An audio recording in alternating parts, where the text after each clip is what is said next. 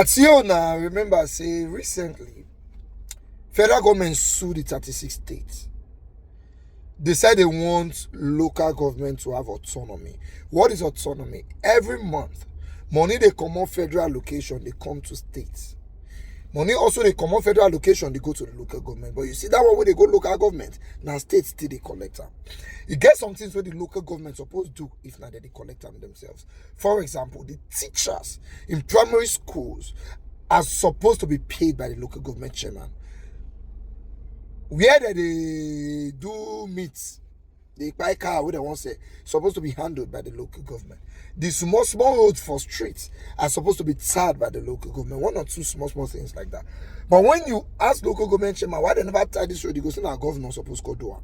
Why? The money we're supposed to do them, the state governments don't collect them. So the federal government said, we want to be giving local government this money directly. They went to court and they won. But see, today, they are not implementing it. Let me show you Fashola's speech. Well, before I respond to that, let me just first go back to the point you made about something collapsing. So I think mindset and attitude and this mentality is always important. My mentality is always a positive one. So I don't see collapse in whatever sense you see. I see a need to improve, and therefore it's aspirational for me. The job never finishes. But in terms of local governments, really, I think that the debate we must have is whether we really want autonomous local governments. It's a debate that must be had.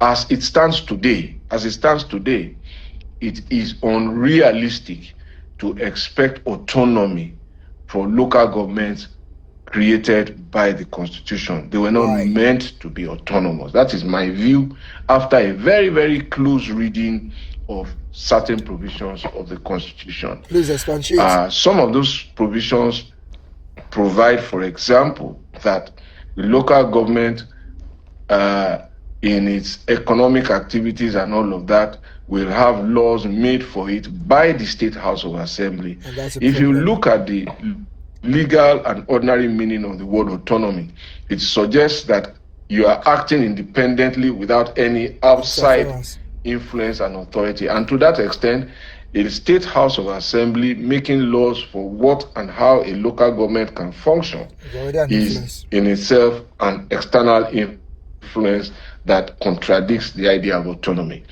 The next thing, of course, is to look in the fourth schedule of the Constitution and look at all of the responsibilities that are assigned to local governments, such as the operation of slaughterhouses, abattoirs for animals, cemeteries, building of roads, advertising hoardings, primary schools, primary healthcare centers. All of those responsibilities are dependent on one item: land. And that is controlled by state and to the extent that the state government controls land, which affects how the local governments will carry out these functions, I didn't think that autonomy was intended. Now, if we now decide that we want autonomous local government, those are some of the things we have to free up, if that is our decision. So we must have an agreement. But as it stands, I don't think that autonomy was intended. What I think was intended was some sort of collaboration, some sort of supervision, between the states and the local some sort of oversight of the state over the local government. And that is inherent in what you will find in section 162, which deals with the state joint local government account.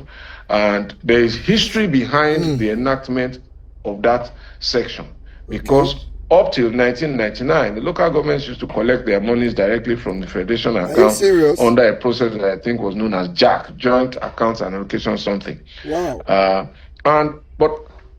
in the advent of the democratic era, it was found out that there were so many of them, or not a few of them, who had defaulted in the very basic obligation of paying staff salaries, primary healthcare workers, primary school teachers, salaries and pensions, and there was a backlog of debt. So the state and I met some of that debt when I became governor. And we were working then, and I think that is partly the history behind the creation of the state joint local government account to ensure that there was some supervision. Whether the supervisors have now become as culpable as those they were supervising is another narrative entirely. Okay. The next question is, what is the solution? Goodluck Jonathan said, if a man is sleeping, really sleeping, it is easy to wake up that man. Very easy. Somebody they sleep, you go tap and go wake. But when a man is pretending to sleep, you go wake at Ayahu. These problems we have, the federal government is pretending to want to solve them. Let's even leave local government. There are many things in this country that cannot work well with our constitution. For example, INEC is supposed to be an independent body. That is what the word I in INEC means. Which means INEC can do their thing without interference. They don't need the president's permission or anybody. But according to the constitution, the INEC chairman will be chosen by the president. Some returning officers will be chosen by the presidency. Which means if you look at one kind, it go hard to win incumbent because INEC is really not independent. The presidency is partnering with INEC to conduct election. The only man that will partner with INEC conduct election and lose it is Goodluck. The rest, not with this Tinubu. Was why I was so much in love with the idea of Randy Peters asking for electoral reform, but they don't answer us. Anyway, let's see how it goes. God will help us. This local government, forget the autonomy they declare, forget now. State government, they handle now local government. So if you get issues, still go ask your governor.